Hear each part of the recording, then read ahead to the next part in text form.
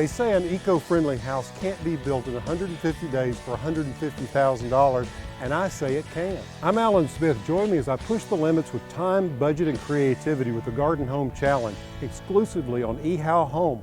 You see, to make this house come in on budget, we're having to think about what the interior finishes are going to look like, because those can really add up in a hurry. For instance, if we did drywall all over the house, that's so much a square foot. So I started thinking about these ceilings and going, what can we do that will help cut cost? For instance, this room, the great room, the biggest room in the house, is a little over 300 square feet. It's about 15 feet or so this way and about 22 feet this direction long ways.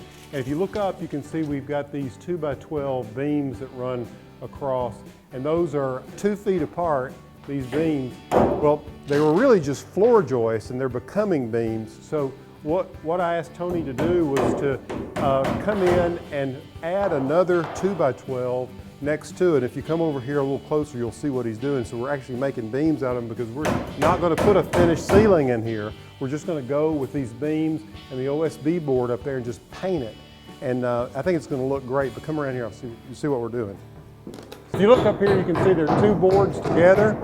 He's just bringing another 2x12 and marrying it. And he's using number 16 nails, pinning those together. He's using a floor jack to level them up and make sure that they're tight one against one another. Okay, so I did have to add some lumber. We've added 10. There are 10 of these floor joists, so I had to buy 10 2x12s. And those 2x12s were $12 and I think 90 cents a piece. So I spent $129 to go ahead and get this beam effect across here. But that means I don't have to put drywall up there, which means you'd have to buy the drywall, you'd have to hang the drywall, then you'd have to tape it, you'd have to float it out, you'd have to put a finished coat on it, and then you'd have to paint it. Once it gets all this done, we're just going to paint the underside of the upstairs flooring that you can see here, and then we're going to paint each of these beams, and I think it's going to look great.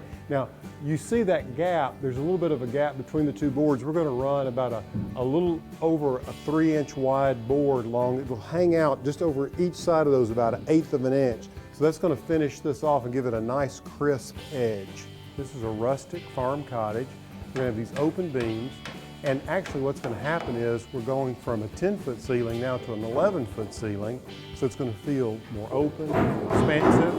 I just think that the look is what we want. And, you know, we save some money. If you're enjoying following the progress of the house, make sure you subscribe to ehowhome.